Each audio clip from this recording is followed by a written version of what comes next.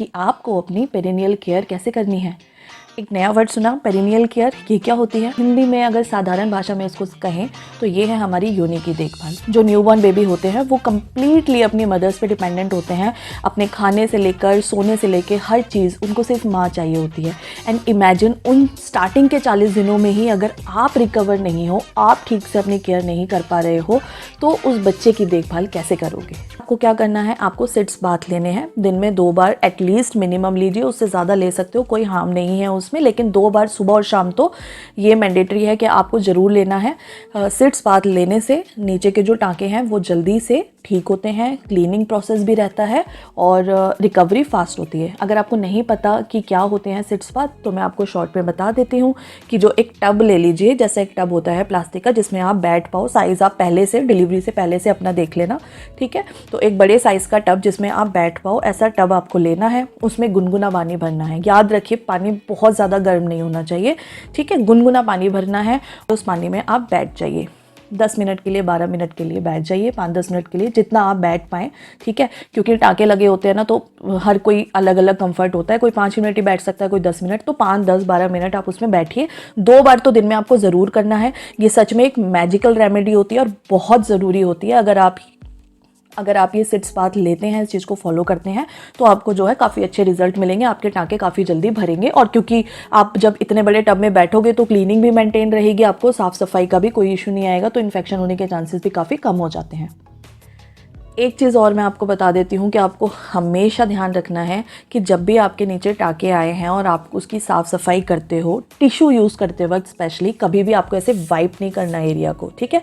कोई भी एरिया है जहाँ पे टाँके आए हैं नीचे की साइड, आप टिश्यू यूज़ कर रहे हैं यूरिन करते वक्त या टॉयलेट के टाइम पे, तो आपको ऐसे ना उसको रगड़ना नहीं है, वाइप नहीं करना है। इंस्टेड ऑफ आपको ऐसे हल्का हल्का ऐसे थपथपाना है सिर्फ।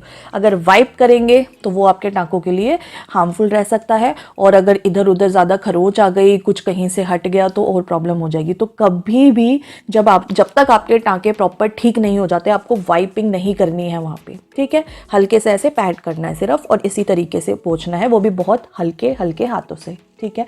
तो इसका आपको बहुत ध्यान रखना है। आपको एक चीज़ बता देती हूँ कि अगर किसी भी कारण से आपके नीचे स्वेलिंग आ गई है, आपको बहुत ज़्यादा पेन हो रहा है, मतलब अनबेरेबल पेन हो रहा है, आपको नहीं रहा जा रहा, आपको लग रहा है कुछ रेडनेस आ गई है, कुछ प्रॉब्लम हो गई है, तो आप बिल्कुल देरी मत करिएगा, तुरंत जाइएगा अपनी गायनी के पास। क्योंकि मैं आपको सीरियसली बता रही हूँ कि नीचे जो टाँके आते हैं ना, आजकल बहुत देखा जाता है कि नहीं प्रॉपर मेंटेन हो पाती हाइजीन, और नहीं हम ध्यान रख पाते हैं, तो बहुत सी महिलाओं को वेजिनल इन्फेक्शन हो जाता है, बहुत कॉमन है। लेकिन आप उसको इग्नोर मत करिएगा, ये मैं समझना कि टाँकों का दर्द है, क्योंकि आपको भी पता चल जाएगा टाँकों का दर्द अलग होता है, और अगर उसमें इन्फेक्शन हो गया है, अनबेरेबल पेन होता है, ना आप बैठ पाओगे, ना आप लेट पाओगे, आपको मतलब रिलैक्स ही नहीं मिलेगा। अगर आपको भी ऐसा कुछ लगता है कि आपके नीचे टाँकों का पेन नहीं है, उससे ज़्यादा हो रहा है, आपसे बर्दाश्त नहीं किया जा रहा, तो बिल्कुल भी अजम्पशन मत लगाइएगा कि नहीं नहीं टाँकों का पेन है, ठीक हो जाएगा। आप तुरंत जाइएगा अपनी गायनी से, आपको चेकअप कराना है।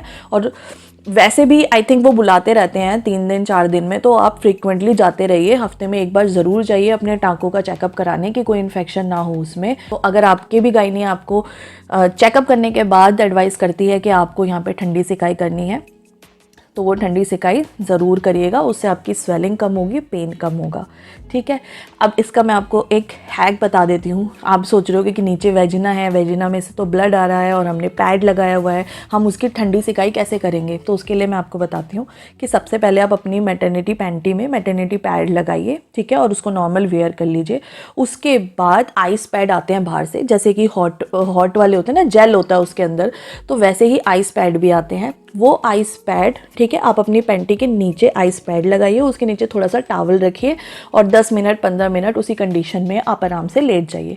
इस तरीके से नीचे की सिकाई होती है, धीरे धीरे वो सिकाई ऊपर जाएगी और अपना कूलिंग इफेक्ट देगी, ठीक है। मैंने नीचे लिंक दिया है, लेकिन अगर आपको लगता है कि उसके अलावा कोई और पैंटी है, कोई और मैटरनिटी पैंटी है जो ज़्यादा यूज़फुल रहेगी इस टाइम पे, तो आप कमेंट में वो लिंक ज़रूर दे देना, मैं उस लिंक को अपने डिस्क्रिप्शन में ऐड कर दूँगी आपके नाम के साथ। सो फ्रेंड्स, ऐसी और भी इंपॉर्टेंट बातें जानने के लिए चैनल को जल्दी सब्सक्राइब कर लो, क्योंकि योनि की देखभाल की सीरीज़ आने वाली है और मैं आपको उसमें बहुत सारी बातें बताने वाली हूँ जो इस टाइम पे आपकी मदद करेंगी, आपके लिए हेल्पफुल रहेंगी। बिल्कुल भी स्किप मत करना, चैनल को सब्सक्राइब करना और बेल नोटिफिकेशन ज़रूर ऑन कर लेना, so that you will get all the videos notification on time.